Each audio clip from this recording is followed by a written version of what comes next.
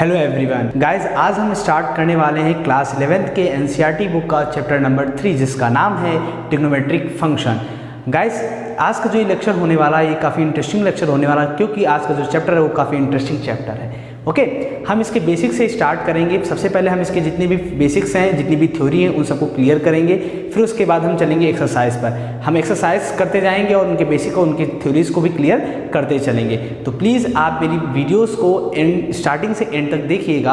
और अगर अभी तक आपने मेरा चैनल सब्सक्राइब नहीं किया तो सबसे पहले आपने चैनल को सब्सक्राइब कर लें, क्योंकि मेरी वीडियोस आप तक बहुत ही अच्छे से पहुंचेंगी और आपको मेरी वीडियोस जहां तक उम्मीद है कि आपको बहुत अच्छी लगेंगी।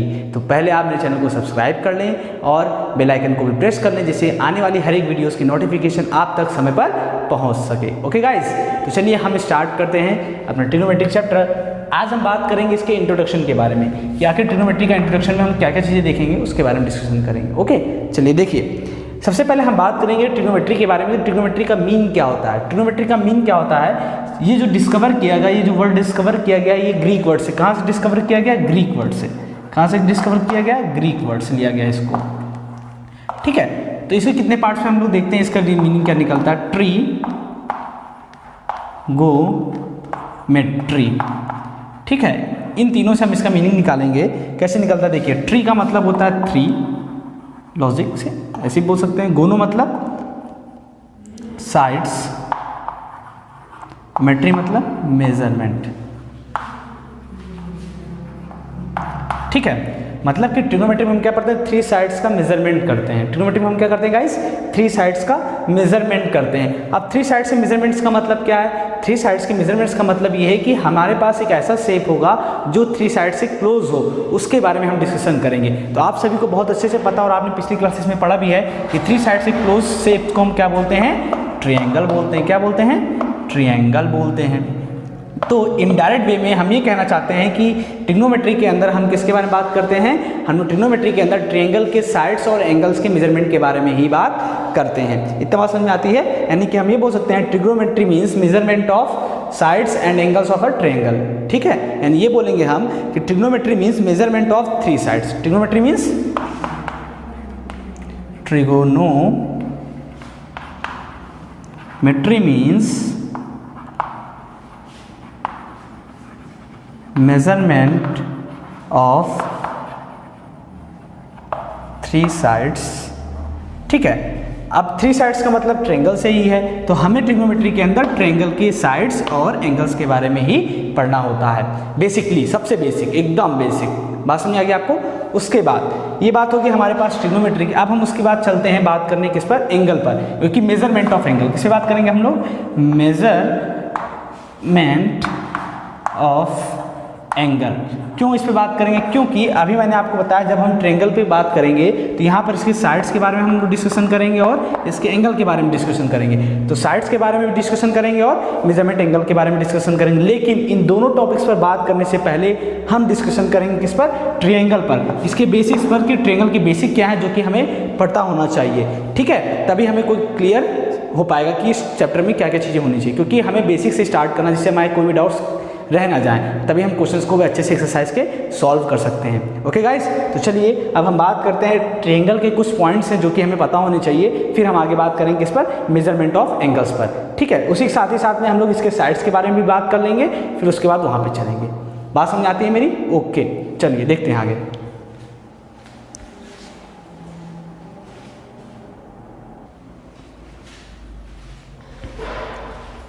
तो गाइज अब हम बात करते हैं ट्रायंगल के साइड्स के बारे में और कुछ इसकी बेसिक प्रॉपर्टी के बारे में।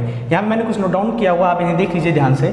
सबसे पहले हम बात करते हैं ट्रायंगल के साइड्स के बारे में। होता क्या है कि जब भी हम ट्रायंगल ड्रॉ करते हैं गाइज, तो ट्रायंगल ड्रॉ करते समय हम उनमें जो उनकी नेमिंग करते हैं, जो उनकी नेमिंग करते हैं, जैसे मैंने यहाँ की ABC, तो इसको हमें किस डायरेक्शन में करना? हमेशा एंटी क्लॉकवाइज डायरेक्शन में। ये स्टैंडर्ड है, ठीक है, इसे आप हमेशा फॉलो करेंगे इन ट्रिग्नोमेट्री।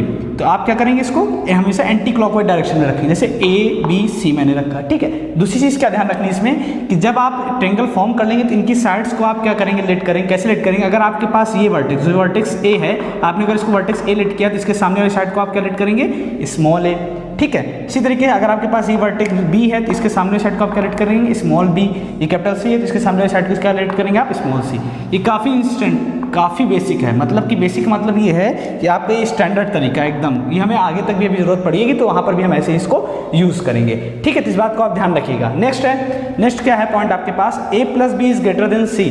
हमारे पास यहाँ बोला गया है कि अगर हम टू साइड्स का सम करते हैं तो इन दोनों साइड्स का जो सम होगा हमेशा थर्ड पार्टी से, जो थर्ड साइड की जो लेंथ है, जो थर्ड साइड है उससे क्या होगी, हमेशा बड़ी होगी, लार्ज होगी। ये चीज़ें आप पहली क्लासेस में, पिछली क्लासेस में पढ़ चुके हैं। ठीक है, ट्रायंगल के प्रॉपर्टीज़ के बारे में वही हम यहाँ पर डिस्कशन कर रहे हैं, एक बार रिवाइज कर रहे हैं। क्या, जैसे कि देखिए यहाँ पर दो साइड, थ्री साइड्स होती हैं, तो हमने बोला कि टू साइड्स का जो सम होगा वो हमेशा थर्ड साइड से बड़ी होगा। वही यहाँ पे लिखा मैंने, क्या लिखा, a + b is greater then c। And third point क्या है आपके पास, थर्ड पॉइंट मैंने ये बोला कि अगर आपके पास सम जो होगा, दो साइड्स का सम थर्ड पार्टी से अगर बड़ा होगा तो दो साइड्स का जो सब्ट्रैक्शन होगा वो हमेशा थर्ड पार्टी से छोटा होगा, थर्ड साइड से। कैसे, अगर मैंने यहाँ पे देखिए a - c के अगर इन दोनों साइड्स को सब्ट्रैक्ट करूंगा तो जो वैल्यू आएगी वो हमेशा थर्ड साइड से क्या होगी, कम होगी। तो वही मैंने यहाँ लिखा, mod of a - c is less than b। यहाँ मॉड का मतलब क्या, मॉड का मतलब ये है गाइस, इसको मैं थोड़ा डिस्क्राइब कर देता हूँ यहाँ पर आपको। मॉड का मतलब इससे है कि जब ये मॉड हम ओपन करेंगे, जब हम ये मॉड ओपन करते हैं तो मॉड ओपन करने पर वैल्यूज हमारी दो तरीके से बाहर निकलती, या तो निगेटिव साइन के साथ बाहर निकलेगी या तो पॉजिटिव निकलेगी। अगर अंदर की वैल्यू हमें निगेटिव मिली ना, अगर निगेटिव मिली तो निगेटिव साइन के साथ बाहर मिलेगी, अगर पॉजिटिव मिली तो ये पॉजिटिव बाहर निकलती है। ठीक है, तो इसी तरीके से हम इसको ओपन करते हैं। अगर ये निगेटिव हुई, क्योंकि हमें तो पता नहीं यहाँ पे ये क्या होगा, तो हम अपनी तरफ से मान के दोनों कंडीशन लेंगे, तो ये निगेटिव साइन के साथ बाहर आएगी, यानी कि ऐसा आएगा माइनस का a - c और प्लस का कैसे आएगा, a - c आएगा। अगर ये ऐसा आएगा तो हम इसको क्या बोलेंगे, इज लेस देन b, और ये ऑल्सो लेस देन b हो जाएगा। अब इसको जब हम सॉल्व करेंगे, जब इसको हम सॉल्व करते हैं तो सॉल्व करने में हमें क्या मिलेगा, इस माइनस का जब आप अंदर मल्टीप्लाई करोगे तो मिलेगा माइनस का a प्लस का c is less than b। अब इस माइनस की प्रॉपर्टी को हम ट्रांसफर करेंगे तो हमें क्या मिलेगा, c is less than b plus a। देखिए यहाँ पे क्या मिल गया, ये मिला कि जो टू साइड्स हैं b और c, जो मतलब जो b और a साइड है, इन दोनों का जो सम है वो थर्ड साइड से क्या होगा, बड़ा होगा हमेशा, जो कि मैंने अभी ऊपर हम लोगों ने बात की। तो इसके आने से क्या प्रूव होता है कि दो साइड्स का जो सब्ट्रैक्शन होगा वो हमेशा थर्ड पार्टी से क्या होगा, छोटा होगा।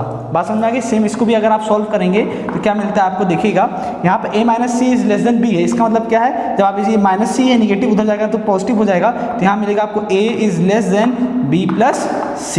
ये भी क्या शो कर रहा है, ये भी ये शो कर रहा है टू पर साइड्स का जो सम है वो हमेशा थर्ड पर साइड से बड़ा होगा। यानी कि हम लोगों ने जो ये लिया है कि ये और ये हमें, ये इन दोनों को, ये जो है, ये जो वैल्यूज़ आई हैं हमारे पास, ये शो कर रही हैं कि जो हमने लिया है वैल्यूज़, ये जो हम लोगों ने लिया है, ये क्या हमारे पास, ट्रू कंडीशन। ये जो कंडीशन है, कंडीशन कैसी है, ट्रू है। बात समझ आ गई आपको। तो आपको यहाँ पे दो पॉइंट्स ध्यान रखने, पहला कि टू साइड्स का जो सम होगा वो हमेशा थर्ड साइड से बड़ा होगा, लार्ज होगा, और टू साइड्स का जो सब्ट्रैक्शन होगा वो हमेशा थर्ड साइड से छोटा होगा, स्मॉल होगा।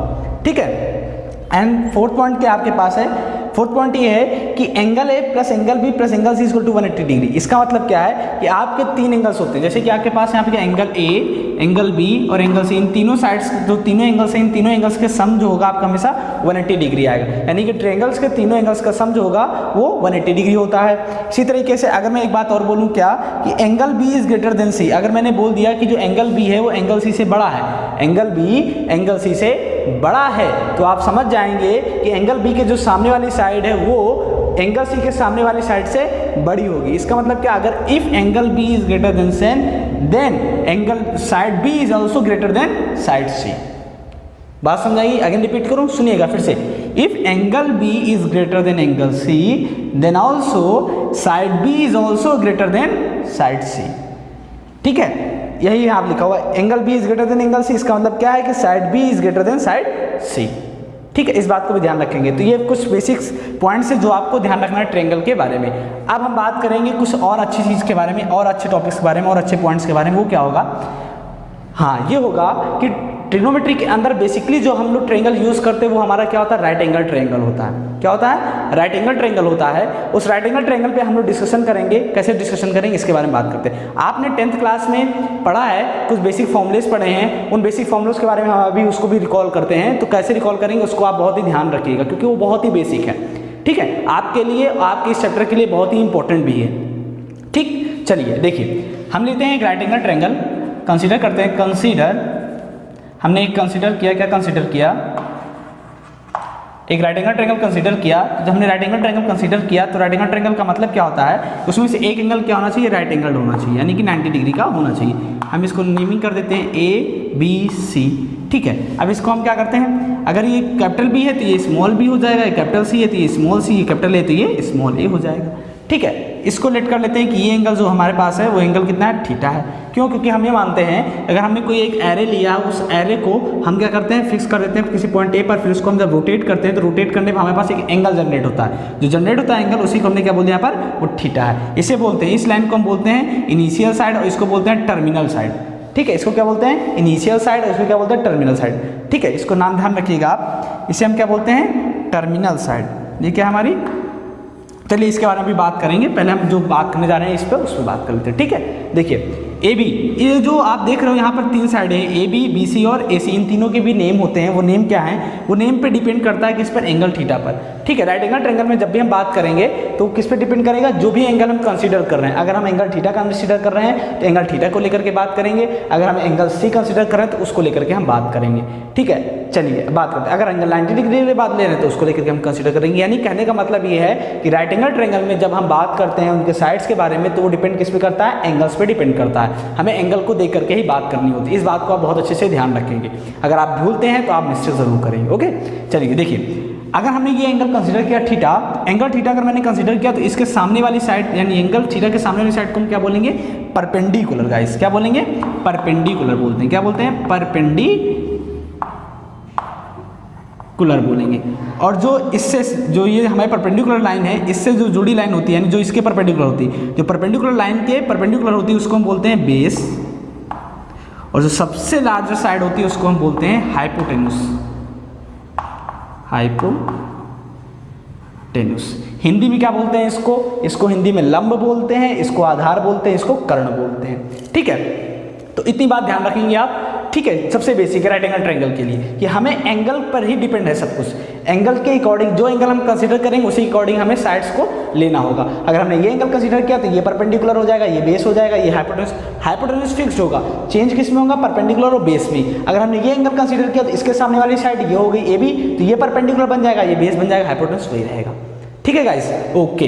अब हम बात करते हैं कुछ रेशियोज के, जो हमें रेशियोज मिलते हैं, ट्रिग्नोमेट्रिक रेशियोज, वो क्या क्या है, ट्रिगोनोमेट्रिक रेशियोज, एकदम बेसिक बात कर रहे हैं हम लोग, ठीक है। अब ट्रिगोनोमेट्रिक रेशियोज कैसे मिलते हैं, वो हमें राइट एंगल ट्रायंगल से ही मिलते हैं। कैसे मिलते हैं, देखिए क्या क्या होते हैं, sine theta, cos theta, tan theta. सबसे पहले बेसिक यही, इनके बारे में बात करते हैं, फिर हम अदर्स के बारे में बात करेंगे। साइन थीटा, साइन थीटा क्या होता है गाइस, ये होता है हमारे पास परपेंडिकुलर अपॉन में हाइपोटेन्यूस। क्या होता है, परपेंडिकुलर अपॉन में हाइपोटेन्यूस। तो परपेंडिकुलर अपॉन में हाइपोटेन्यूस, ये क्या होता है, साइन थीटा। इसी तरीके से कॉस थीटा क्या होगा, यानी कि कॉस थीटा हमारा होगा बेस अपॉन में हाइपोटेन्यूस। क्या होता है, बेस अपॉन में हाइपोटेन्यूस। सब याद रखना पड़ेगा आपको, आप पहले से पढ़ के भी आए हो इस चीज़ें, ठीक है। ये क्या होता है, कॉस थीटा हमारा बेस अपॉन में हाइपोटेन्यूस, और टेन थीटा क्या होता है, परपेंडिकुलर अपॉन में बेस होता है। क्या होता है, परपेंडिकुलर अपॉन में बेस होता है। अब बाकी के अदर 3 ट्रिग्नोमेट्रिक रेशियोज हैं, वो क्या होता है, जो साइन थीटा होता है इसका रेसिप्रोकल होता है कॉसेक थीटा। क्या होता है, कॉसेक थीटा। कॉस थीटा का रेसिप्रोकल होता है सेक थीटा, और टेन थीटा का रेसिप्रोकल होता है कॉट थीटा, ठीक है। तो कॉसेक थीटा, जब ये कॉसेक थीटा साइन थीटा का रेसिप्रोकल है, इसका मतलब इसकी जो वैल्यू होगी वो क्या हो जाएगी, हाइपोटेन्यूस अपॉन में परपेंडिकुलर, और सेक थीटा की वैल्यू क्या हो जाएगी, हाइपोटेन्यूस अपॉन में बेस, और टेन थीटा की वैल्यू क्या हो जाएगी, बेस अपॉन में परपेंडिकुलर, ठीक है। अब देखिए ये तो बात होगी ट्रिग्नोमेट्रिक रेशियोज की। फिर उसके बाद हमें क्या मिलता है, हमें मिलता है एक कोशिएंट रिलेशन मिलता है। क्या मिलता है, कोशिएंट रिलेशन, एक कोशिएंट रिलेशन मिलता है। ये रिलेशन कैसा होता है समझिएगा इस बात को। देखिए अगर मुझे क्या चाहिए, टेन थीटा, तो हम लोग लिख सकते हैं कि tan theta is equal to में क्या होता है, tan theta is equal to होता है परपेंडिकुलर अपॉन में बेस। क्या होता है, परपेंडिकुलर अपॉन में बेस। तो यहाँ से परपेंडिकुलर की वैल्यू अगर आप देखें तो परपेंडिकुलर की वैल्यू कितनी है यहाँ पर, ए है, और बेस की वैल्यू कितनी है आपके पास, सी है, ठीक है। ऐसे अगर हम साइन थीटा की बात करें तो साइन थीटा में परपेंडिकुलर की वैल्यू कितनी है, ए है आपके पास, और हाइपोटेन्यूस की वैल्यू कितनी है, बी है, ठीक है। तो हम क्या करते हैं, इसी तरीके अगर हम इसकी बात करें तो बेस कितना है यहाँ पर, सी है, और हाइपोटेन्यूस की वैल्यू कितनी है, बी है, ठीक है। देखिए मैंने क्या बोला यहाँ पर, sine theta equal to perpendicular upon hypotenuse, perpendicular की वैल्यू a है और हाइपोटेन्यूज वैल्यू b है। cos theta base upon hypotenuse, तो बेस की वैल्यू c है और हाइपोटेन्यूज वैल्यू b है। तो हम क्या करते हैं, इसमें कुछ कंसीडर करते हैं। हम क्या करते हैं, यहाँ पर न्यूमिनेटर और डिनोमिनेटर में स्मॉल b से डिवाइड कर देते हैं। जब न्यूमिनेटर में स्मॉल b से हम डिवाइड करेंगे तो कुछ इस तरीके से मिलेगा, और डिनोमिनेटर में स्मॉल b से डिवाइड करेंगे तो कुछ इस तरीके से मिलेगा। अब देखिए ये जो a अपॉन b आप देख रहे हैं, ये a अपॉन b क्या है आपके पास, साइन थीटा है। क्या है, क्या मिल रहा है आपको, साइन थीटा मिल रहा है। और जो अपॉन में c अपॉन b है, ये c अपॉन b आपको क्या दे रहा है, कॉस थीटा दे रहा है। तो आपको क्वोशिएंट रिलेशन क्या मिल गया कि tan theta is equal to में आप लिख सकते हैं साइन थीटा अपॉन में कॉस थीटा। तो इस बात को भी आपको ध्यान रखना है, सबसे बेसिक, ठीक। क्या कि tan theta equal to sine theta upon में कॉस थीटा होता है। इसको हम क्या बोलते हैं, क्वोशिएंट रिलेशन बोलते हैं। अब आपको पता है कि जो टेन थीटा है ये कॉट थीटा का रेसिप्रोकल होता है। अगर टेन थीटा हमारा कॉट थीटा के रेसिप्रोकल होता है तो इसका मतलब क्या रखना है आपको, ध्यान आपको ये ध्यान रखना है कि कॉट थीटा को भी हम लिख सकते हैं, क्या कॉट थीटा को हम ये लिख सकते हैं कि कॉट थीटा इक्वल टू में कॉस थीटा अपॉन में साइन थीटा।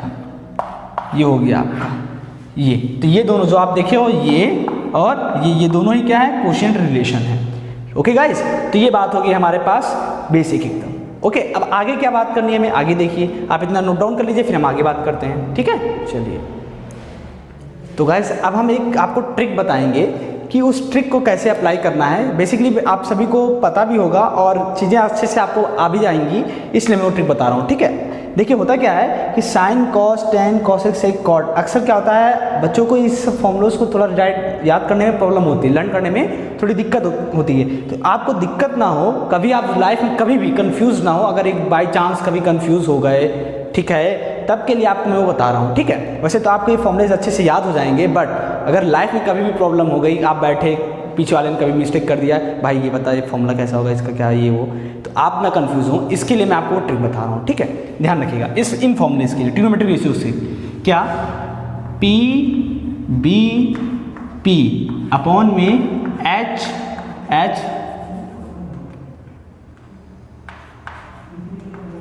बी, इसको बोलते हैं पाकिस्तान भूखा प्यासा और हिंदुस्तान हरा भरा। देखिए ऊपर क्या लिखा हुआ, पी का मतलब क्या है, पी मतलब पाकिस्तान, बी का मतलब भूखा, पी का मतलब प्यासा, पाकिस्तान भूखा प्यासा, एच बी का मतलब हिंदुस्तान हरा भरा। अब इसको आप याद रखेंगे कि मैं लिख देता हूँ, चलिए यहाँ लिख देता हूँ, पाकिस्तान भूखा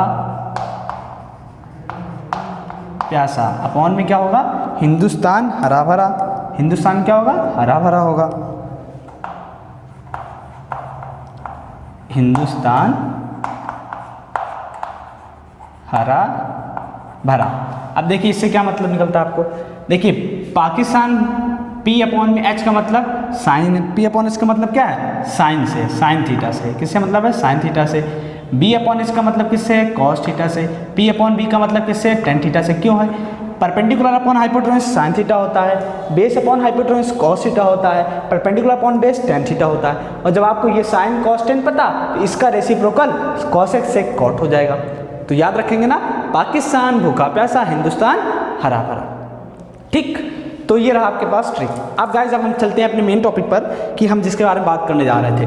हमारे पास राइट एंगल ट्रायंगल गिवन है, उसको लेकर के हम क्या करेंगे, कुछ आइडेंटिटीज डिराइव करेंगे जो कि आपने 10th क्लास में पहले से ही पढ़ रखी है, बट उसका पैटर्न क्या है, मतलब उसका मेथड क्या डिराइव करने का, वो बहुत इंपॉर्टेंट है, उसके बारे में बात करेंगे, ठीक है। देखिएगा हम इस राइट एंगल ट्रायंगल को अगर कंसीडर करें तो हमें क्या पता है, पाइथागोरस थ्योरम। पाइथागोरस थ्योरम आप सभी को बहुत अच्छे से पता है कि पाइथागोरस थ्योरम ये कहती है कि आपकी जो सबसे लार्जर साइड होती है, जो सबसे लार्जर साइड है वो यानी हाइपोटेन्यूज, उसका जो स्क्वायर होगा वो हमेशा अदर टू साइड्स के स्क्वायर के, यानी दोनों के स्क्वायर के सम के बराबर होता है। यानी कि square of this and square of this, और इन दोनों का सम, मतलब कि हम ये बोलेंगे हाइपोटेन्यूज का स्क्वायर इज इक्वल टू में परपेंडिकुलर का स्क्वायर प्लस बेस का स्क्वायर। जो हाइपोटेन्यूज का स्क्वायर होता है वो इक्वल होगा परपेंडिकुलर के स्क्वायर और बेस के स्क्वायर के सम के बराबर होता है, ऐसा पाइथागोरस थ्योरम कहती है। तो पाइथागोरस थ्योरम का एक्चुअली में यूज हम किस लिए करते हैं कि अगर हमें दो साइड्स पता होती हैं तो हम उसकी थर्ड साइड्स को निकाल सकें, इस वजह से हम पाइथागोरस थ्योरम का यूज करते हैं। नॉर्मली जनरली हम यही करते हैं, ओके। चलिए हम इसका यूज करते हैं। हम इसका यूज सिर्फ इसलिए करेंगे क्योंकि हमें आइडेंटिटीज कुछ डिराइव करनी है, ओके, इसलिए। अब यहाँ पे देखिए हाइपोटेन्यूज आपके पास क्या है, AC है, तो यहाँ पर आपके पास गाइस क्या हो जाएगा, AC का स्क्वायर। परपेंडिकुलर कितना यहाँ पर आपके पास है, परपेंडिकुलर यहाँ पे आपको मिल रहा है BC, तो यहाँ हो जाएगा BC का स्क्वायर प्लस बेस कितना है AB, तो हो जाएगा AB का स्क्वायर। अब देखिए करने का मेथड क्या होगा, हमें क्या करना होगा, एक बार AC स्क्वायर, यहाँ AC स्क्वायर, तो एक बार हम क्या करेंगे इसमें AC स्क्वायर से बहुत सारे डिवाइड कर देंगे। फिर नेक्स्ट स्टेप में क्या करेंगे, नेक्स्ट मतलब कि जब ये वाला से हम डिराइव कर लेंगे फॉर्मूला, तो नेक्स्ट डेरिवेशन के लिए हम उसमें BC स्क्वायर का डिवाइड करेंगे बोथ साइड, और नेक्स्ट डेरिवेशन के लिए उसमें हम AB स्क्वायर का डिवाइड करेंगे। तो इस तरीके से हमें 3 फॉर्मूलेस मिलेंगे, यानी 3 आइडेंटिटीज मिलेंगी जो जनरली और बेसिक आइडेंटिटीज होंगी, ठीक है। चलिए अब हम काम करते हैं। हम सबसे पहले क्या करते हैं, बोथ साइड क्या करते हैं, AC स्क्वायर का डिवाइड कर देते हैं। जब अपन लोग बोथ साइड AC स्क्वायर का डिवाइड करेंगे गाइस, तो अपन लोगों को कुछ इस तरीके से मिलेगा, ये और ये कैंसिल आउट हो जाएगा, तो यहाँ मिलेगा 1 इक्वल टू में इसको हम स्प्लिट कर लेते हैं, स्प्लिट करने का मतलब अलग अलग कर लेते हैं। BC अपॉन में AC का स्क्वायर, इसको हम ऐसे भी लिख सकते हैं, इसलिए हम ऐसा कर रहे हैं। AB का स्क्वायर अपॉन में AC का स्क्वायर हो जाएगा। अब क्या करना है, सिंपली इसको थोड़ा सा अच्छे से लिख सकते हैं, कैसे, BC अपॉन में AC का whole of square plus AB upon में AC का होल ऑफ स्क्वायर। अब देखिए BC अपॉन में AC, BC अपॉन में AC मतलब BC अपॉन में AC यानी परपेंडिकुलर अपॉन हाइपोटेन्यूज, तो परपेंडिकुलर अपॉन हाइपोटेन्यूज क्या होता है, साइन थीटा, तो यहाँ से ये कैसा मिल जाएगा, ये इस तरीके से मिल जाएगा। प्लस इसी तरीके से AB अपॉन में AC, AB अपॉन में AC यानी बेस अपॉन में हाइपोटेन्यूज, तो बेस अपॉन में हाइपोटेन्यूज का मतलब आपके पास कॉस थीटा से है, तो यहाँ हो जाएगा कॉस थीटा का होल ऑफ स्क्वायर। अब वी कैन राइट दिस, इसको हम इस तरीके से भी लिख सकते हैं, sign square theta plus cos square theta, ठीक है। ये मिला फर्स्ट आपको डेरिवेशन। अब यहीं से आप इसको 2 पार्ट में और ब्रेक कर सकते हो, कैसे, जो मेन स्टैंडर्ड फॉर्म है वो आपका ही है, sine square theta plus cos square theta equal to 1 है, 1 equal to sine square theta plus cos square theta. यहीं से आपके 3 फॉर्मुलेज और 2 फॉर्मुलेज और बने, कैसे, हमें बोल सकते हैं कि इसको अगर हम इधर ट्रांसफर कर दें तो हमारे पास कॉस स्क्वायर थीटा की वैल्यू क्या मिलेगी, cos square theta equal to में 1 माइनस का साइन स्क्वायर थीटा। इसी तरीके से अगर मैं आपसे बोलूँ कि साइन स्क्वायर थीटा क्या हो जाएगा, तो आप बोल सकते हैं कि sine square theta equal to में 1 माइनस का कॉस स्क्वायर थीटा। तो यहाँ से आप बाकी के 2 फॉर्मुलेस डिराइव कर सकते हैं। अगर मैं आपसे साइन स्क्वायर पूछूं तो आप बोलेंगे 1 माइनस कॉस स्क्वायर थीटा, अगर कॉस स्क्वायर थीटा पूछूं तो 1 माइनस साइन स्क्वायर थीटा। अब इसी तरीके से नेक्स्ट हम देखेंगे, नेक्स्ट में क्या करना होगा, सिंपली हम फॉर्मूला यही रखेंगे पाइथागोरस थ्योरम का ही, उसमें क्या करेंगे हम लोग, अब हम लोग किसे डिवाइड करेंगे, अब हम लोग परपेंडिकुलर है ना, तो परपेंडिकुलर का मतलब क्या कि हम लोग BC से अब डिवाइड करेंगे, कैसे देखते हैं। चलिए देखिए, हाइपोटेन्यूज हमारे पास है AC का स्क्वायर, परपेंडिकुलर हमारे पास है BC का स्क्वायर, और बेस हमारे पास है AB का स्क्वायर, ठीक है। अब क्या करना है, हम लोग इससे बहुत सारे डिवाइड कर चुके हैं, अब हम इससे डिवाइड करेंगे, तो अपन लोगों को क्या मिलेगा, BC का स्क्वायर अपॉन में BC का स्क्वायर, ठीक है। अब ये यहाँ से देखिए ये और ये कैंसिल आउट हो जाएगा, यहाँ बचेगा AC अपॉन में BC का होल ऑफ स्क्वायर, इसको ऐसे लिख सकते हैं। यहाँ बचा 1 आपके पास, यहाँ क्या हो जाएगा, AB अपॉन में BC का होल ऑफ स्क्वायर। अब देखिए यहाँ पे AC अपॉन BC से क्या मतलब है, AC अपॉन में BC से मतलब है आपके पास हाइपोटेन्यूज अपॉन में परपेंडिकुलर, हाइपोटेन्यूज अपॉन में परपेंडिकुलर। देखिए हाइपोटेन्यूज AC अपॉन में BC, तो हाइपोटेन्यूज अपॉन में परपेंडिकुलर, तो hypotenuse upon perpendicular cosec theta हो जाएगा। तो यहाँ से क्या लिखेंगे हम लोग, कॉसेक थीटा का whole of square equal to में 1 प्लस AB अपॉन में BC, AB अपॉन में BC यानी बेस अपॉन में परपेंडिकुलर। देखिए बेस अपॉन परपेंडिकुलर क्या आपके पास, कॉट थीटा है, तो बेस अपॉन में परपेंडिकुलर क्या आपके पास, कॉट थीटा है, तो यहाँ पे क्या हो जाएगा, कॉट थीटा का whole of square. We can write it, इसको हम कैसे लिख सकते हैं, इसको ऐसे लिख सकते हैं, 1 plus cot square theta is equal to में कॉसेक स्क्वायर थीटा। तो यहाँ से आपको नेक्स्ट मिल जाएगा, आपको फॉर्मूला क्या मिला, 1 plus cot square theta is equal to में कॉसेक स्क्वायर थीटा। अब इसको भी हम लोग 2 पार्ट में ब्रेक कर सकते हैं, कैसे, हम बोल सकते हैं कि cosec square theta minus cot square theta is equal to 1। क्यों, क्योंकि हम इसको उधर ट्रांसफर करेंगे तो cosec square theta minus cot square theta की वैल्यू कितनी मिल जाएगी, 1 मिल जाएगी। इसी तरीके से हम एक बात और बोल सकते हैं कि कॉट स्क्वायर थीटा की वैल्यू क्या होगी, तो cot square theta is equal to में हो जाएगा, इसको उधर ट्रांसफर कर दीजिए तो मिलेगा आपको कॉसेक स्क्वायर थीटा माइनस का 1। तो ये 2 फॉर्मुलेज और आपको मिल जाते हैं। तो मेन स्टैंडर्ड फॉर्मूला कौन सा है, ये, बाकी के जो 2 अदर फॉर्मुलेज मिले वो आपको इसी से मिल जाएंगे, ठीक है। लास्ट है आपके पास आइडेंटिटीज, जो आपको ध्यान रखनी है वो क्या है, उस पर डिस्कशन कर लेते हैं, फिर हम बात करेंगे आगे पॉइंट्स पर, ओके। चलिए देखिए, यहाँ पर हाइपोटेन्यूज, तो हाइपोटेन्यूज आपके पास है AC, तो AC का whole of square equal to perpendicular है BC, तो BC का स्क्वायर प्लस बेस है आपके पास AB, तो AB का स्क्वायर हो जाएगा। ठीक है, अब इसको क्या कर लेते हैं, AC है, हमने AC से भी डिवाइड कर दिया, BC सब किसकी बारी है, AB की, तो हम वो साइड क्या करेंगे, AB स्क्वायर से डिवाइड कर देंगे। जब अपन लोग AB स्क्वायर से डिवाइड करते हैं गाइस, तो क्या मिलता है देखिएगा, यहाँ से ये और ये कैंसिल आउट हो जाएगा कि नहीं, कोई दिक्कत तो नहीं है ना, सब समझ में आ रहा है ना, ओके। अब देखिए AC अपॉन AB, इसको हम लोग लिख सकते हैं AC अपॉन में AB का whole of square BC upon में AB का होल ऑफ स्क्वायर प्लस 1। ठीक है, अब देखिए AC upon AB, AC upon में AB, देखिए क्या है, AC अपॉन AB मतलब हाइपोटेन्यूज अपॉन में बेस, तो हाइपोटेन्यूज अपॉन में बेस क्या है, सेक थीटा, तो यहाँ हो जाएगा आपके पास सेक थीटा का whole of square equal to में BC अपॉन में AB, BC अपॉन में AB मतलब परपेंडिकुलर अपॉन में बेस, तो परपेंडिकुलर अपॉन में बेस कौन है, टेन थीटा है, तो यहाँ हो जाएगा आपके पास टेन थीटा का होल ऑफ स्क्वायर और इस प्लस 1 हो जाएगा। तो फाइनली जो आपको मिलने वाला है वो क्या मिलने वाला है, 1 plus tan square theta equal to में सेक स्क्वायर थीटा। तो ये रहा आपके पास थर्ड स्टैंडर्ड फॉर्मूला या स्टैंडर्ड आइडेंटिटी। यहाँ से भी आपको दो फॉर्मूलेज मिलेंगे, कौन कौन से मिलेंगे, हम क्या करेंगे, टेन स्क्वायर थीटा को यहीं ओपन कर देंगे, तो क्या मिलेगा, tan square theta equal to में सेक स्क्वायर थीटा माइनस 1। अब 1 को यहीं पर स्टॉप करते हैं, बाकी को उसको ट्रांसफर कर देते हैं, तो क्या मिलेगा guys, sec square theta minus का tan square theta equal to में 1। ठीक है, और ये जो आपके पास आए हैं इसमें से ये आइडेंटिटी भी बहुत इंपॉर्टेंट है, काफ़ी मिस्टेक्स हो जाती हैं लोगों से। सेक स्क्वायर थीटा माइनस का tan square theta equal to में 1। ठीक, तो ये रहे आपके पास बेसिक नॉलेज किसके बारे में, ट्रिग्नोमेट्री के बारे में, जो आप पिछले क्लासेस में पढ़ के आओ क्लास 10th में। ओके, अभी और भी चीज़ें हैं, हम धीरे धीरे करके उसको कवर करते रहेंगे। अब हम बात करते हैं जो सबसे इंपॉर्टेंट है वो है मेजरमेंट ऑफ एंगल। हम लोगों ने साइड्स के बारे में बात कर ली, अब हम बात करेंगे मेजरमेंट ऑफ एंगल की, कैसे हम एंगल को मेजरमेंट करेंगे या फिर कैसे हम यहाँ पर ट्रिग्नोमेट्री में एंगल्स का यूज़ करेंगे, कौन कौन से एंगल्स का यूज़ करेंगे, कौन कौन से सिस्टम का हम यूज़ करेंगे। ओके गाइज, चलिए आप इसे नोट डाउन कर लीजिए, फिर हम बात करते हैं एंगल मेजरमेंट ऑफ एंगल्स पर। तो गाइज अब हम बात करते हैं एंगल्स के बारे में। एंगल्स यहाँ पे देखिए, एंगल्स में हम लोगों देखेंगे क्या, उसके बारे में सबसे पहले हम डिस्कशन कर लेते हैं इसके डेफिनेशन के बारे में, जो कि मैंने यहाँ लिखी हुई है।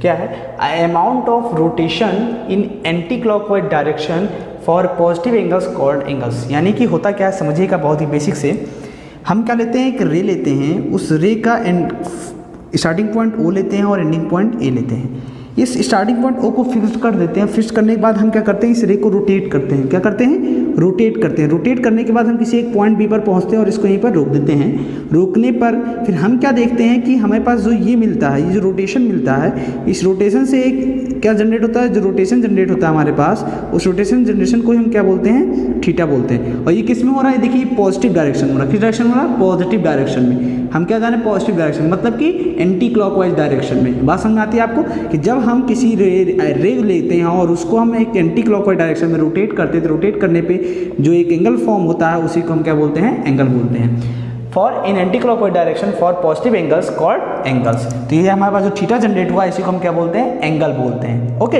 अब आपको ध्यान क्या रखना है कि ये सबसे स्टैंडर्ड है। स्टैंडर्ड क्या है यहाँ पर, कि जब भी आप एंटी क्लॉकवाइज डायरेक्शन में मेजरमेंट करेंगे एंगल का, तो आपको एंगल कैसे लेना होगा, पॉजिटिव रहेगा। आपका मैग्नीट्यूड एंगल का सेम रहेगा। जैसे कि अगर यहाँ मान लें कि यहाँ थीटा कितना 30 डिग्री है, यहाँ पर भी थीटा कितना 30 डिग्री, बट डायरेक्शन दोनों की कैसी है, अपोजिट है। यहाँ एंटी क्लॉकवाइज डायरेक्शन में है यानी कि वॉच की डायरेक्शन में, यहाँ एंटी क्लॉकवाइज डायरेक्शन है यानी कि ये क्या है, अपोजिट डायरेक्शन में, किसकी, वॉच की। इस वजह से इसको हम लेंगे निगेटिव यानी -30, इसको लेंगे पॉजिटिव 30। बात समझ आ गया आपको, मैग्नीट्यूड सेम है बट डायरेक्शन अपोजिट है। तो ध्यान रहे कि आपको क्या लेना है, पॉजिटिव के लिए एंटी क्लॉकवाइज डायरेक्शन और नेगेटिव के लिए क्लॉकवाइज डायरेक्शन। नेगेटिव के लिए यानी माइनस के लिए एंटी क्लॉकवाइज और पॉजिटिव के लिए एंटी क्लॉकवाइज। इतनी बात आपको ध्यान रखनी है। तो ये एंगल्स के लिए था। एंगल्स में क्या है, जो रोटेशन आप जितना रोटेट करेंगे उसको, वही रोटेशन आपका क्या हो जाएगा, एंगल हो जाएगा। ठीक, अब गाइस देखिए यहाँ पे एक बात ध्यान से समझिएगा। हमने साइड के बारे में बात कर ली, एंगल्स के बारे में बात करी। जब हमने एंगल्स के बारे में बात की, तो ये जो एंगल्स के बारे में हमने बात की, अब इसके मेजरमेंट के लिए कोई सिस्टम बना होगा।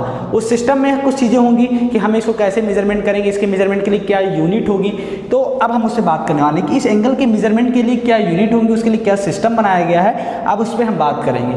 ठीक है, तो आप देख लीजिए इसको, मतलब कॉपी कर लीजिए, फिर हम आगे बात करते हैं। उसके बाद क्या, मतलब कि हम अब बात करेंगे मेजरमेंट ऑफ एंगल्स। उस पर हमारे पास कौन कौन से सिस्टम है, उनकी क्या क्या यूनिट्स होंगी, उन सब के बारे में डिस्कशन करेंगे बहुत ही अच्छे से और बहुत ही बेसिक में जाकर के और बहुत ही डीप में जाकर के, क्योंकि बहुत ज़रूरी है। क्योंकि अगर ये बेसिक आपका अगर क्लियर नहीं होता तो आप एक्सरसाइज के क्वेश्चंस को सॉल्व नहीं कर पाएंगे, क्योंकि एनसीईआरटी बुक के जो क्वेश्चंस होंगे बहुत ही अच्छे क्वेश्चंस होते हैं। इसके साथ ही साथ में जो आप इसके रेफरेंस बुक्स को लगाएंगे उनके भी क्वेश्चन बहुत ही ढांसू क्वेश्चंस होते हैं। इसके लिए आपको बेसिक बहुत ही क्लियर होना चाहिए, बहुत ही अच्छे से बेसिक क्लियर होना चाहिए, ठीक है। और जो ये चैप्टर है आपका, ये चैप्टर बहुत ही इंटरेस्टिंग चैप्टर है, ठीक है। तो आप सब बहुत अच्छे से इसको देखें, कॉपी भी करें, फिर हम आगे बात करते हैं।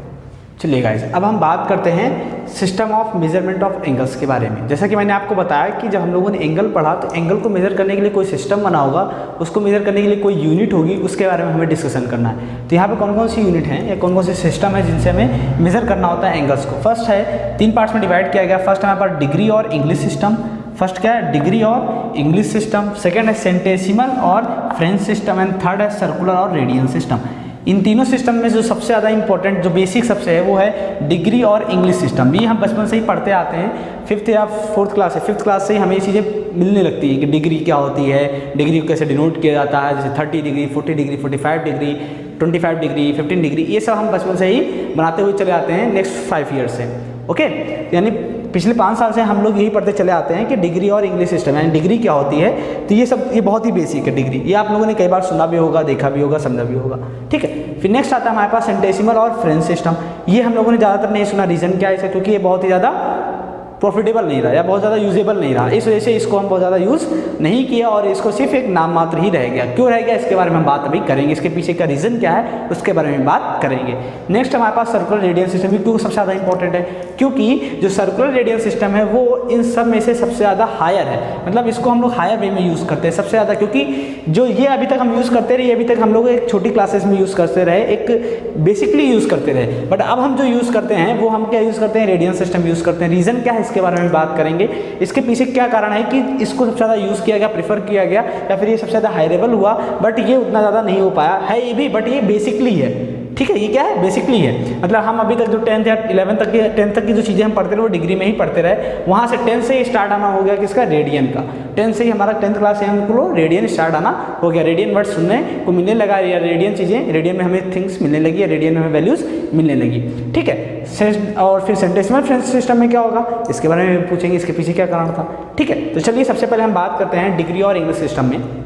डिग्री और इंग्लिश सिस्टम का मतलब क्या है, in this system a right angle is divided into 90 equal parts called degrees. अब इसका मतलब क्या समझिएगा, क्या करते हैं गाइस, आप सभी ने कंपास देखा होगा, प्रोटेक्टर देखा होगा, जैसे कि होता क्या है, छोड़िए हम उस पर बात करते हैं। मान लीजिए ये है आपके पास, इसको हिंदी में चांदा बोलते हैं, ठीक है, समझ गए आप। अब देखिए इसमें क्या होता है, एक वर्टिकल लाइन लेते हैं और एक ये हॉरिजॉन्टल लाइन होती है। होता क्या है कि मान लेते हैं ये ओ है, ये ए है और ये बी पॉइंट है, ठीक है। समझिएगा जो मैं समझाना चाहता हूँ आपको, ये हॉरिजॉन्टल लाइन को लिया मैंने और इसको रोटेट करते गए तब तक इसको रोटेट करते गए जब तक कि हमें एक वर्टिकल लाइन नहीं मिल गई, यानी कि इसके परपेंडिकुलर लाइन जब तक हमें नहीं मिल गई। जैसे ही इसकी परपेंडिकुलर लाइन मिली हमने इसको यहाँ पर स्टॉप कर दिया, रोक दिया, तो ये इसकी इनिशियल साइड होगी, ये इसकी टर्मिनल साइड हो गई, ठीक है। अभी जो एंगल फॉर्म हुआ, ये कितना एंगल फॉर्म हुआ, हमें 90 डिग्री फॉर्म हुआ, क्योंकि हम जानते हैं जो परपेंडिकुलर होता है वो हमारा कितना होता है, 90 डिग्री फॉर्म करता है। तो ये हमारा कौन सा एंगल है, 90 डिग्री का एंगल, मतलब 90 डिग्री का, ठीक है। अगर 90 डिग्री का है तो इसमें हमें क्या डिफाइन करना है, डिग्रीज डिफाइन करना है। तो हमने क्या किया, हमने ये बोला कि आप क्या करिए, इस पूरे को, ये जो आपने ओ ए से ओ बी तक आपने रोटेशन किया, जो एंगल फॉर्म हुआ उस एंगल को आप क्या करिए 90 इक्वल पार्ट्स में डिवाइड कर दीजिए। इसको क्या करिए 90 इक्वल पार्ट्स में डिवाइड कर दिए। जब आपने इसको 19 इक्वल पार्ट्स में ऐसे डिवाइड कर दिया, डिवाइड करने पे आपने क्या देखा कि जो आपको सबसे छोटी यूनिट मिल रही थी वो क्या मिल रही थी, 1 डिग्री मिल रही थी। क्या मिल रही थी आपको, 1 डिग्री मिल रही थी। क्या मिल रही थी, 1 डिग्री। तो यहीं से आपने क्या डिफाइन किया कि डिग्री क्या होती है। बात समझ आएगी मेरे। हमने क्या किया, हमने ये किया कि हमारे पास जब ये रोटेशन मिला 90 डिग्री का, तो हमने बोला कि आप क्या करिए इस डिग्री को 90 इक्वल पार्ट्स में डिवाइड कर दीजिए। जब आपने इसको 90 इक्वल पार्ट्स में डिवाइड कर दिया तो आपको क्या मिला, हर एक मिला, क्या मिला 90 को इक्वल पार्ट्स में डिवाइड कर दिया, जब सबसे छोटी यूनिट मिली आपको क्या मिली 1 डिग्री मिली, 1 डिग्री मिली। तो यहाँ से हमने क्या देखा कि जब हम इन 90 इक्वल पार्ट्स यानी 1 डिग्री करते जाएंगे 1 2 3 4 5 6 ऐसे, इसको जब कंस्ट्रक्ट करेंगे कलेक्ट करेंगे तो हमें क्या देगा, एक राइट एंगल देगा, एक डिग्री देगा, एक 90 डिग्री देगा। तो इसी को हम क्या बोलते हैं, डिग्री बोलते हैं। यही चीज़ यहाँ लिखी हुई देखिए क्या लिखा हो, in this system a right angle is divided into 90 equal parts. तो इस राइट एंगल को, जो ये राइट एंगल हमारा बना हुआ है, इस राइट एंगल को हमने क्या किया 90 इक्वल पार्ट्स में इसको ब्रेक किया। जब ब्रेक किया तो इसमें जो सबसे छोटी यूनिट थी वो क्या मिली हमें 1 डिग्री मिली। इसी को ही क्या बोल डिफाइन करते हैं, डिग्री डिफाइन करते हैं। ओके, तो इसे क्या बोलते हैं, इक्वल पार्ट्स कॉल्ड डिग्रीज। अब क्या बोला यहाँ पर देखिए, डिग्री क्लियर होगी ना, सिंपली हम राइट एंगल ट्रायंगल लिए और उसको क्या किया, उसके 90 इक्वल पार्ट्स किए, उसमें जो सबसे छोटी यूनिट मिली वो क्या मिली हमें, डिग्री मिली। ठीक, अब देखिए, और जब इसको हम कलेक्ट कर देंगे तो अगेन हमें राइट एंगल ट्रायंगल फॉर्म हो जाएगा।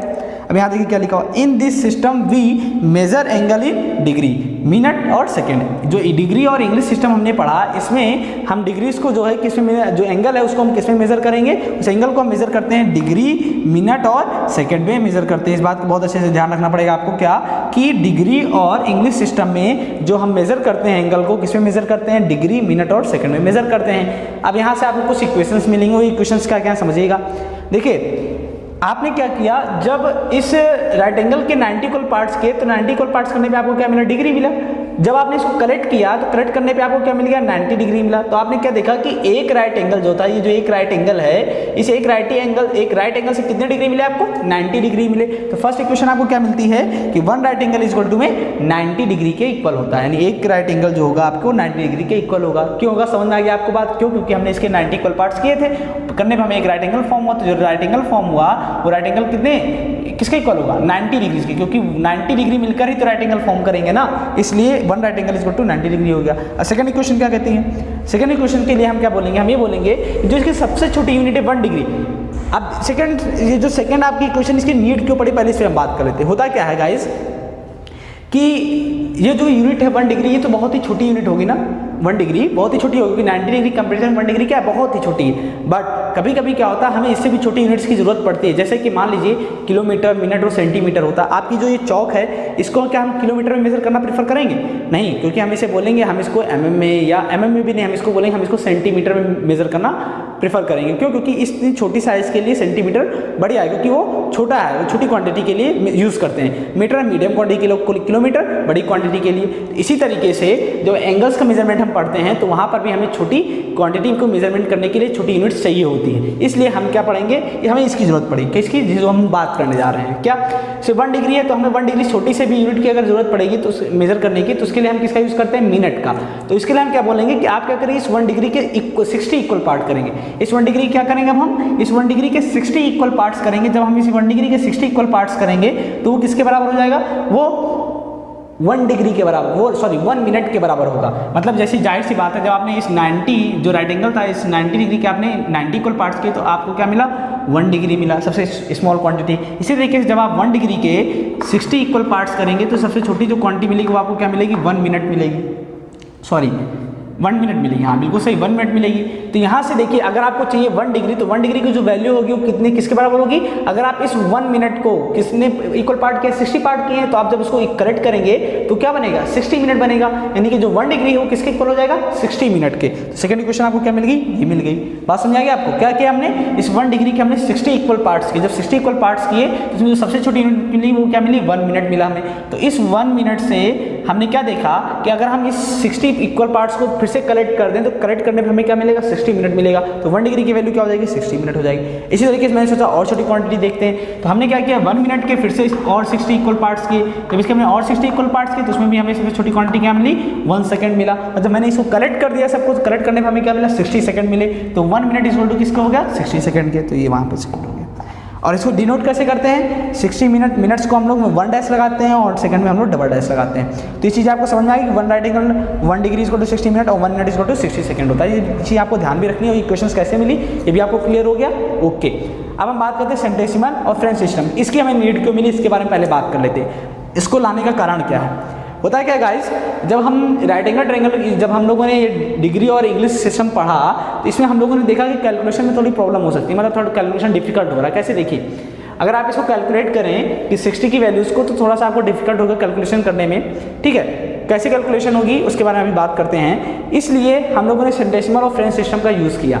होता क्या है कि यहाँ पे अगर मैं आपसे बोलूँ कि आपको 100 ऐड करिए, 100 में 100 ऐड करिए, 100 में 10 ऐड करिए, 100 में 200 ऐड करिए, तो आपको काफ़ी ईजी होगा। अब मैं बोलूँ कि 60 ऐड करिए, 60 ऐड करते जाइए, तो आपको थोड़ा डिफिकल्ट होगा, थोड़ा सा, बट होगा ना। इसलिए उन्होंने क्या सोचा, उन्होंने ये सोचा कि हम क्या करते हैं, इसको थोड़ा, इसका जो कैलकुलेशन को थोड़ा ईजी बनाते हैं। तो कैलकुलेशन को ईजी बनाने के लिए इन्होंने क्या किया, हमने जो यहाँ पे 90 डिग्री से लेकर के सॉल्व किया, उन्होंने इसको 100 में लेकर के सॉल्व किया। किस में लेकर के सॉल्व किया? 100 में लेकर के सॉल्व किया। उसको क्या नाम दे दिया? ग्रेड नाम दे दिया। यहाँ पे हम लोगों ने डिग्री नाम दी, उन्होंने क्या उसको नाम दे दिया? ग्रेड नाम दे दिया। ठीक है, इतनी बात समझ आती है आपको? ओके, अब इस पे हम डिस्कशन करेंगे कैसे इसको कैलकुलेशन इजी हो गया इसका, और कैसे इसका कैलकुलेशन थोड़ा सा टफ है।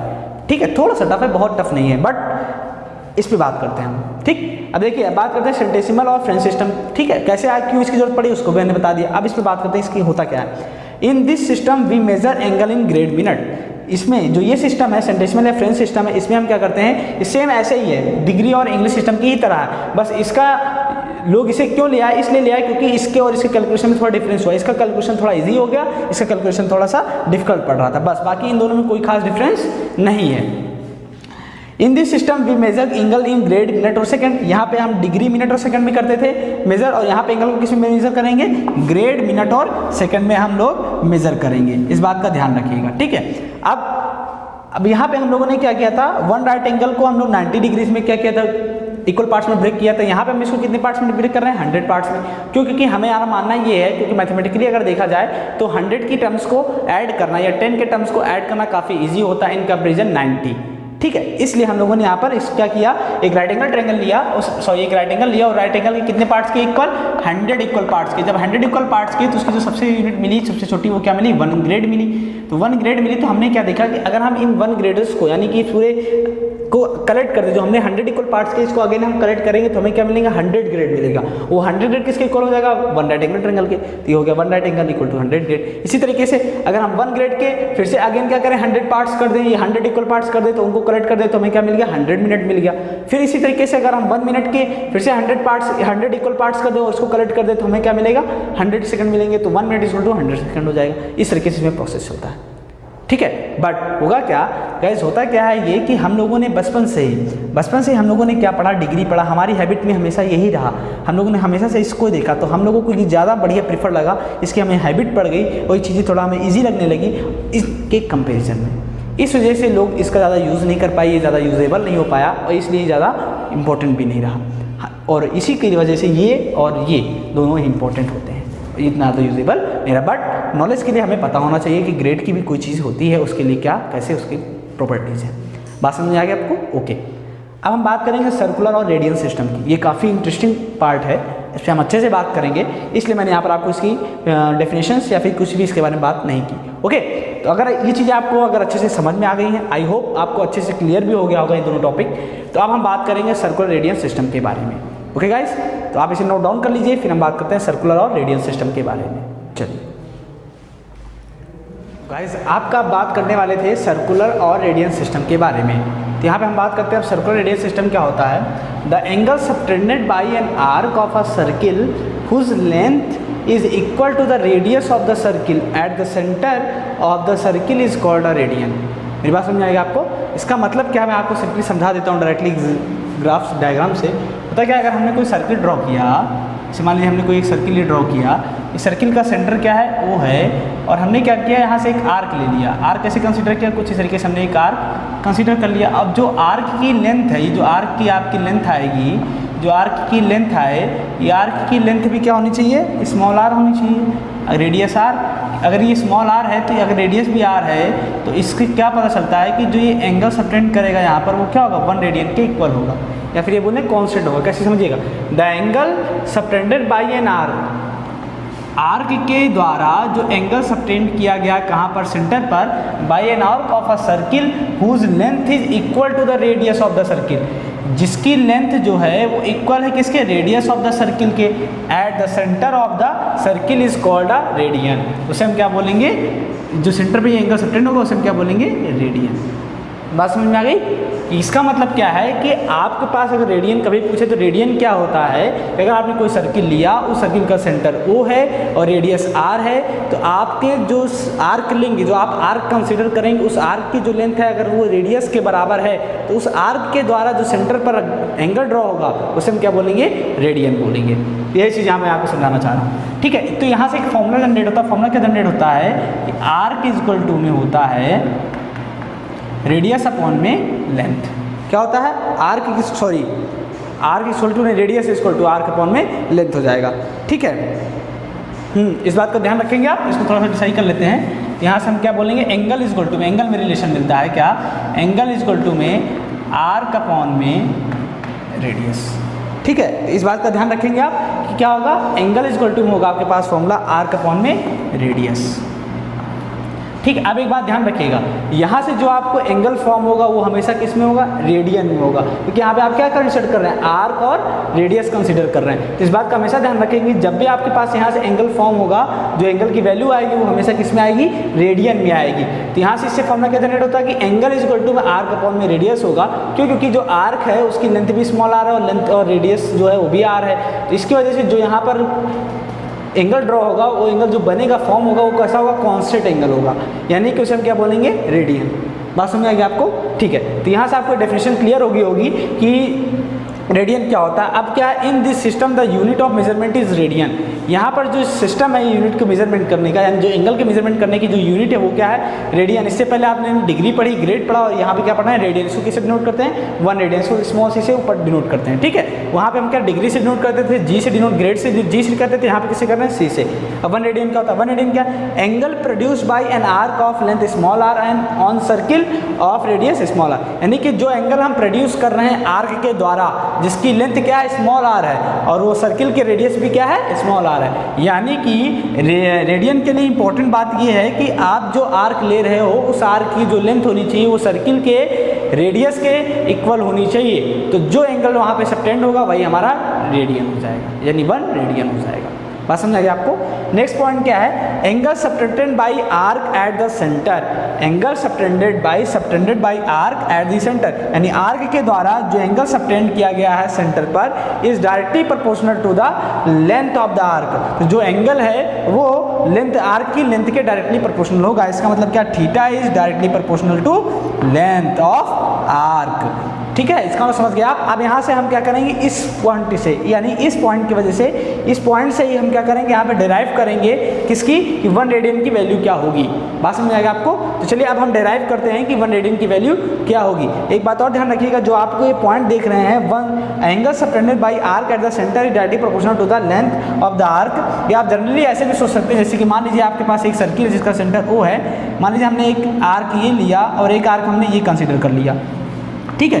इसको नाम देते हैं A, B, C और सेंटर O ले लेते हैं। देखिए यहाँ पे जो आर्क की लेंथ है, वो क्या है? कम है। एंगल क्या यहाँ पर बन रहा है? छोटा बन रहा है। इस आर्क की जो लेंथ है वो क्या है? ज़्यादा है। तो यहाँ पे एंगल जो बन रहा है वो क्या है? ज़्यादा बन रहा है। तो आप ये समझ गए ना इस पॉइंट का मैकेनिक मतलब क्या है? जैसे जैसे आपका आर्क की लेंथ बढ़ती जाएगी, वैसे वैसे आपका एंगल थीटा भी बढ़ता चला जाएगा, ठीक है, जो इसके बीच में एंगल फॉर्म हो रहा है। तो इसी के बेसिस पे, यानी इसी के बिहाफ पे हम क्या करेंगे? डिराइव करेंगे 1 रेडियन की वैल्यू। कैसे डिराइव करेंगे? चलिए देखते हैं।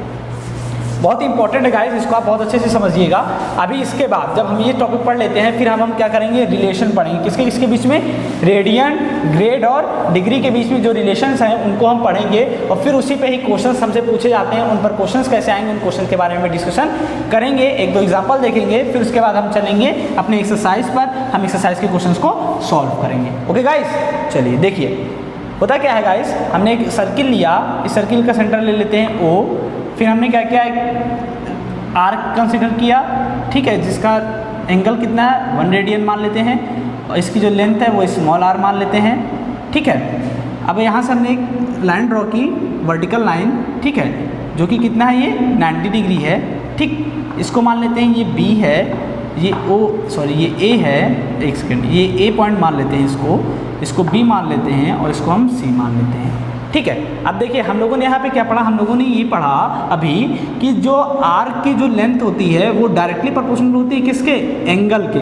क्यों? जो एंगल हम लोगों ने सबटेंड किया है। क्यों? क्योंकि जैसे जैसे आर्क की लेंथ बढ़ती जाती है वैसे वैसे एंगल भी बढ़ता जाता है। तो हम लोगों को यहाँ मिला theta is directly proportional to length, ये लेंथ किसकी है? आर्क की लेंथ है। अब जब हम प्रोपोर्शनलिटी का साइन हटाते हैं तो हमारे पास कांस्टेंट किया जाता है, ठीक है। अब देखिए यहाँ पर हमारे पास दो एंगल फॉर्म हो रहे हैं, एक एंगल ये रहा और एक एंगल ये रहा, आर्क भी यहाँ पर दो हैं। तो यहाँ से हम इक्वालिटी के अगर रिलेशन निकालें तो इक्वालिटी का रिलेशन क्या आएगा? θ1 इक्वल टू में KL1 पहली इक्वेशन, दूसरी क्या मिलेगी? θ2 इक्वल टू में KL2 दूसरी इक्वेशन। अब दोनों को जब हम डिवाइड करेंगे गाइस, तो डिवाइड करने पे क्या मिलेगा? θ1 अपॉन में θ2 इक्वल टू में L1 अपॉन में L2। अब θ1 की वैल्यू कितनी है आपके पास? 1 रेडियन है, और θ2 की वैल्यू कितनी है गाइस आपके पास? 90 डिग्री है। L1 का मतलब दिस, यानी आर्क की लेंथ कितनी है? स्मॉल आर है। इसी तरह L2 का मतलब क्या है गाइस? ये लेंथ चाहिए हमें। L2 का मतलब क्या है गाइस? हमें ये लेंथ चाहिए, हमसे ये लेंथ पूछा गया है, ठीक है। तो इस लेंथ के लिए हम क्या करेंगे? हम ये बोलेंगे कि हमने जो एक पार्ट कंसीडर किया, ये जो पार्ट है इस पूरे सर्कमफ्रेंस का 1/4 पार्ट है। जाहिर सी बात है, आप सभी ने देखा है कि जब हम एक 90 डिग्री ड्रॉ करते हैं तो उसके 4 पार्ट होते हैं। देखिए 1 2 3 4, तो ये कौन सा पार्ट है इसका? ये 4th पार्ट है। किसका? सर्कमफ्रेंस का। तो हम इसको क्या लिखेंगे? 1/4 पार्ट ऑफ 2πr, ठीक है। लिख सकते हैं कि नहीं? बिल्कुल लिख सकते हैं। तो यहाँ से R से R क्या हो जाएगा? कैंसिल आउट हो जाएगा। 2 1 2 2 4 टाइम्स ये भी कैंसिल आउट हो जाएगा। तो गाइस फाइनली जो आपको मिलने वाला है वो मिलने वाला है कुछ इस तरीके से, इक्वल टू में 1 अपॉन में ये 2 बचा, ये 2 ऊपर चला जाएगा तो 2 अपॉन में पाई। अब हमें क्या फाइंड करना है? 1 रेडियन की वैल्यू। तो सिंपली हम क्या करेंगे? 1 रेडियन को ही रहने दें, इसको उधर पे इसका ट्रांसफर कर देंगे। तो क्या मिलेगा? 1 रेडियन इक्वल टू में 2 × 90 हो जाएगा 180 डिग्री अपॉन में पाई। तो गाइस ये मिल गया आपको 1 रेडियन की वैल्यू। समझ गए आप? ये काफ़ी बेसिक और काफ़ी इंपॉर्टेंट है, इसको आप ध्यान रखेंगे कैसे इसकी वैल्यू मिली। तो 1 रेडियन इक्वल टू होता है 180 डिग्री अपॉन में पाई। तो आपको अब इसको अगर मैं बोलूँ कि आप इसको किससे 90 यानी राइट एंगल ट्रायंगल से आप क्या करें? इसको राइट एंगल से कैसे आप रिलेट कर पाएंगे? तो सिंपली आप क्या करिए, यहाँ पर 1 रेडियन को 2 से डिवाइड कर दीजिए। जब आप इसको 2 से डिवाइड करेंगे तो आपको इसको भी 2 से डिवाइड करना पड़ेगा। तो यहाँ से आपको क्या मिलेगा? मिल जाएगा कि 1 रेडियन अपॉन में 2 इक्वल टू में 90 डिग्री अपॉन में पाई, ठीक है। यानी कि 1 radian equal to 1 radian by 2 equal to 90 degree upon में पाई। तो आपको 90 डिग्री की वैल्यूज निकालनी है। तो 90 डिग्री की जो वैल्यू आएगी वो कितनी आएगी? 90 डिग्री इक्वल टू में पाई अपॉन में 2 रेडियन। तो ये आपकी डिग्री में रिलेशन हो गया कि 90 डिग्री इक्वल टू में क्या हो जाएगा? पाई अपॉन में 2 रेडियन। अब इसी तरीके से हम तीनों को रिलेट कर लेते हैं, किसको? डिग्री को, और जो हमारा ग्रेड सिस्टम यानी फ्रेंच सिस्टम है उसको, और जो हमारा ये सर्कुलर रिलेशन सिस्टम है यानी ग्रेडियंट सिस्टम इसको। क्या हम लोगों ने देखा डिग्री में कि जो राइट एंगल ट्रायंगल होता है, यानी one right angle equal to 90 degree पढ़ा हम लोगों ने, और इक्वल टू 100 ग्रेड पढ़ा हमने, और यहाँ पर हम लोगों ने क्या पढ़ा? π/2 रेडियन। देख लीजिए सही है बिल्कुल। ये हमने क्या किया? पाई मल्टीपल डिवाइड में था, उधर चला गया मल्टीप्लाई में, तो यहाँ पे क्या मिलेगा? π/2 का होल रेडियन, ठीक है। इस बात को आप ध्यान रखेंगे, ये काफ़ी इंपॉर्टेंट है, इसको आप अच्छे से मार्क कर लीजिए। ये तो हो गया 1 राइट एंगल के रिलेशन, ठीक है। चलिए अब इसी तरीके देखिए कुछ और रिलेशन हैं जिनको हमें ध्यान रखना है। ग्रेड, अगर हम बात करें ग्रेड और डिग्री में, अगर हम ग्रेड एंड डिग्री में बात करें तो यहाँ से हमें क्या क्या रिलेशंस मिलेंगे उनके बारे में बात करते हैं। देखिए हमने पढ़ा कि 1 राइट एंगल इक्वल टू में 90 डिग्री भी होता है और 100 ग्रेड भी होता है। ओके गाइस, हमने यही तो पढ़ा ना, क्या पढ़ा? 1 राइट एंगल इक्वल टू में 90 डिग्री भी होता है और 100 ग्रेड भी होता है। अब मुझे इन दोनों में क्या चाहिए? रिलेशन चाहिए। तो इसके लिए मैं क्या बोलूँगा? अगर हमें डिग्री चाहिए यानी डिग्री और ग्रेड में रिलेशन चाहिए तो मैं बोलूँ, अगर मुझे आप बताइए कि 1 डिग्री, तो 1 डिग्री इक्वल टू हो जाएगा गाइज आपके पास 100 अपॉन में 90 ग्रेड। हो जाएगा कि नहीं हो जाएगा? अगर मुझे 1 डिग्री चाहिए तो मुझे क्या मिलेगा? 100 अपॉन में 90। नहीं, 100 अपॉन में 90 का मतलब है आपको मिल जाएगा 10/9 ग्रेड, ठीक है। तो ये हो गया इसमें रिलेशन। इसी तरीके से अगर आपको ग्रेड चाहिए होगा तो ग्रेड के लिए आप क्या बोलेंगे कि 1 ग्रेड इज इक्वल टू में ये डिवाइड में चला जाएगा तो आपको मिलेगा 9/10 डिग्री। तो ये दोनों रिलेशन मिल गया आपको, ठीक। तो ये होगा ग्रेड और डिग्री में रिलेशन आपके पास। इसी तरीके से अगर हम निकालना चाहें रेडियन, डिग्री और ग्रेड में रिलेशन, तो वो क्या रिलेशन होगा उसके बारे में हम डिस्कशन करेंगे, जो कि बहुत ही इंपॉर्टेंट है। तो पहले आप इसे नोट कर लीजिए, फिर हम उससे बात करते हैं। तो गाइज अब हम बात करने वाले थे कनेक्टिविटी इन ऑल सिस्टम। इसका मतलब क्या है कि हम रिलेशन देखेंगे कि इनका कन्वर्जन यानी कि इनका जो कनेक्शन है किसका, सिस्टम, तीनों सिस्टम का, किसका? डिग्री का, फ्रेंच का और किसका? रेडियन का। तो इन तीनों का हम देखेंगे रिलेशन क्या मिलता है हमें। पहला देखिए, इससे पहले जो हम लोगों ने बात किया था, हम लोगों ने बात किया था ये कि one right angle is equal to में 90 डिग्री और इज इक्वल टू में 100 ग्रेड होता है, और इज इक्वल टू में हम लोगों ने क्या देखा था, ये π/2 रेडियन होता है। ठीक है, ये तीनों ही जो थे हमारे पास इक्वल टू किसके होते हैं, राइट एंगल के। तो एक तो रिलेशन ये कब के लिए था, ये तब के लिए रिलेशन था जब हमारे पास वन राइट एंगल हो। क्या हो, वन राइट एंगल। तो वन राइट एंगल का मतलब क्या होता है, 90 डिग्री। वन राइट एंगल का मतलब क्या होता है, 90 डिग्री। लेकिन टू राइट एंगल का मतलब क्या होता है, 180 डिग्री। तो यहीं से अब देखिए इसमें उसमें डिफरेंस दिख गया ना आपको। तो अगर हम टू राइट एंगल की बात करते तो हम 180 डिग्री की बात करेंगे। तो 180 डिग्री का मतलब होता है पाई रेडियन। क्या होता है, पाई रेडियन। पाई का मतलब क्या होता है, 180 डिग्री। ठीक है, पाई का मतलब क्या होता है, 180 डिग्री। क्योंकि जाहिर सी बात है, आपने अभी देखा यहाँ पर क्या देखा कि वन रेडियन इक्वल टू होता है π/180 डिग्री। ठीक है, यही तो होता था क्या ना, कि नहीं होता था ये 180 डिग्री अपॉन में पाई। हाँ, वन रेडियन इक्वल टू में 180 डिग्री अपॉन में पाई था। ठीक, अगर ये था तो हमें क्या चाहिए, हमें ये चाहिए कि 180 डिग्री। हाँ, तो 180 डिग्री इक्वल टू में रेडियन क्या होगा, तो हम बोलेंगे 180 डिग्री इक्वल टू में रेडियन की वैल्यू होगी पाई रेडियन।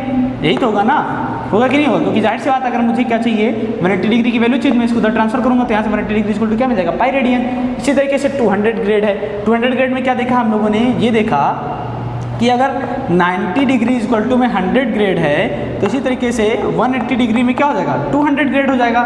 कौन सी बात है। तो ओवरऑल जो यहाँ रिलेशन मिला हमें, pi radian equal to 180 degree equal to 200 grade. तो यहाँ से हम हर एक का रिलेशन निकालेंगे। क्या निकालेंगे, रिलेशन निकालेंगे। कैसे रिलेशन निकालेंगे, समझिएगा इस बात को। देखिए, सबसे पहले हम क्या करते हैं, अगर मैं आपसे पूछूँ 1 रेडियन, तो 1 रेडियन के लिए आप क्या बोलेंगे, इसको हम क्या करेंगे, बोथ साइड दोनों में डिवाइड कर देंगे। तो क्या मिलेगा, 180 डिग्री अपॉन में पाई इज इक्वल टू में 200 ग्रेड अपॉन में पाई। ठीक, पहली चीज़। इसी तरीके से दूसरा अगर मैं बोलूँ, या मुझे क्या चाहिए, 1 डिग्री में रिलेशन चाहिए, तो मैं क्या बोलूँगा, 1 डिग्री मतलब इसको 180 का डिवाइड कर दीजिए बोथ साइड। तो पाई रेडियन अपॉन में 180 इज इक्वल टू में, इसी तरीके से यहाँ पर क्या हो जाएगा, 200 ग्रेड अपॉन में 180। इसी तरीके से मुझे 1 ग्रेड चाहिए, तो 1 ग्रेड के लिए क्या बोलूँगा, सिंपली आप 200 का सब में डिवाइड कर दीजिए। तो यहाँ क्या हो जाएगा, 180 डिग्री अपॉन में 200, सेम हियर यहाँ पर हो जाएगा पाई रेडियन अपॉन में 200। ओवरऑल जो आपको रिलेशंस मिलेंगे गाइस, वो कुछ रिलेशन इस तरीके से मिलेंगे। आपको इन्हें भी ध्यान रखना होगा, बहुत ही हेल्प मिलेगा आपको इन सब चीज़ों से। बहुत ज़्यादा क्वेश्चन आप आसानी से कर सकेंगे। ठीक है, फर्स्ट, सेकेंड एंड थर्ड। चलिए, अब यहाँ पर हम कुछ एग्जांपल्स देख लेते हैं। फर्स्ट एग्जांपल, जैसे मैं आपसे बोलूँ कि 40 grade convert in degree and radian. मैंने बोला 40 grade convert in degree and radian. अगर मुझे 40 ग्रेड को कन्वर्ट करना है डिग्री में और रेडियन में, तो कैसे करेंगे। इसके लिए मुझे पता होना चाहिए कि 1 ग्रेड में कितने डिग्री होता है और 1 ग्रेड में कितने रेडियन होते हैं। तो इसके लिए हम कहाँ जाएंगे, यहाँ पर जाएंगे। तो यहाँ से हम क्या देखते हैं कि अगर हमारे पास 40 ग्रेड है और इसको चेंज करना है डिग्री में, तो अगर डिग्री में बात करनी है तो हमें पता होना चाहिए कि 1 grade equal to 180 degree upon 200 होता है। हम यहाँ क्या लिखेंगे, 40 इंटू में 180 डिग्री अपॉन में 200। इसको हम सॉल्व कर लेंगे तो 0 से 0 कैंसिल आउट हो जाएगा। 0 से 1 कैंसिल, 2 1 2 2 4, तो यहाँ हो जाएगा 36 डिग्री, यानी 40 ग्रेड इज इक्वल टू में 36 डिग्री हो जाएगा आपके पास। इसी तरीके से अगर हम बात करें आपसे कि आप इसको रेडियन में कन्वर्ट करिए, तो आप बोलेंगे 40 ग्रेड में अगर रेडियन में कन्वर्ट करना है तो हम क्या बोलेंगे, इस 40 का आप क्या करिए, मल्टीप्लाई कर दीजिए। मल्टीप्लाई किस में करना है, इस 1 radian 1 grade is equal to this. तो यहाँ पर हम क्या करेंगे, मल्टीप्लाई कर देंगे। कैसे, देखिए, पाई रेडियन अपॉन में 200 से 0 से 0 कैंसिल आउट, 4 1 4, 4 5 20। तो इसको जब आप सॉल्व करेंगे तो आपको मिलेगा π/5 रेडियन 40 ग्रेड इक्वल टू, ये रेडियन में वैल्यू आ गई। सिंपली मेरे कहने का मतलब ये है कि आप किसी भी वैल्यूज़ को किसी में भी कन्वर्ट करिए। जैसे मान लीजिए आपके पास है x ग्रेड और आप इसको डिग्री में चेंज करना चाहते हैं, तो आप सिंपली क्या करेंगे, x इंटू में डिग्री में इसका रिलेशन क्या है, 1 ग्रेड का रिलेशन क्या है डिग्री में, 180 डिग्री अपॉन 200, 180 डिग्री अपॉन में 200 से मल्टीप्लाई कर दीजिए। सिंपली जो भी वैल्यू है आप उसको जिस टर्म में कन्वर्ट करना चाहते हैं, बस इस वैल्यू का उस जिसमें आप कन्वर्ट चाहते हैं उसे मल्टीप्लाई करना होता है। सिंपली बस आपको यही करना हर एक क्वेश्चन में। चाहे जैसे अगर मैं रेडियन की बात करूं कि अगर आपको x रेडियन को कन्वर्ट करना है डिग्री में, सिंपली आप देखिए 1 रेडियन में कितने डिग्री, 180 डिग्री अपॉन पाई, इसका 180 डिग्री अपॉन पाई से क्या करिए मल्टीप्लाई कर दीजिए, तो आपका किसमें रेडियन में, सॉरी डिग्री में आंसर आ जाएगा कि इतने रेडियन में इतने डिग्री होता है। समझ आ गया आपको बात। तो गाइस ये आज का जो लेक्चर था इंट्रोडक्शन लेक्चर, ये यहाँ पे आज एंड करते हैं और फाइनली जितनी भी चीज़ें थी हम लोगों ने कवर की इंट्रोडक्शन में, अभी और भी चीज़ें अगर बची होंगी तो उनको हम नेक्स्ट लेक्चर में कवर करेंगे, क्योंकि आज के लिए टाइम भी काफ़ी हो गया है और हम लोगों ने बहुत सारी चीज़ें देख भी ली हैं और इससे रिलेटेड जितने भी क्वेश्चन आपके एक्सरसाइज में मिलेंगे उन सबको भी हम सॉल्व करेंगे। वहाँ पर आपको इन सब चीज़ों की बहुत हेल्प मिलेगी, ठीक है। इन सब चीज़ों को आपको पता होना चाहिए और आप प्लीज़ इन सब चीज़ों को अच्छे से याद कर लें, अच्छे से पढ़ लें। ना हो सके अगर आपको कहीं भी डाउट रहेगा तो आप प्लीज़ आप वीडियोस को अगेन देखिएगा, ठीक है, जिससे आपके डाउट्स क्लियर हो जाएं। अगर आपने एक भी डाउट रखा तो आपको प्रॉब्लम ज़रूर होगी। ओके गाइज, तो गाइज आज की क्लास को हम यहीं एंड करते हैं, फिर मिलेंगे नेक्स्ट लेक्चर में। आज के लिए बस इतना है।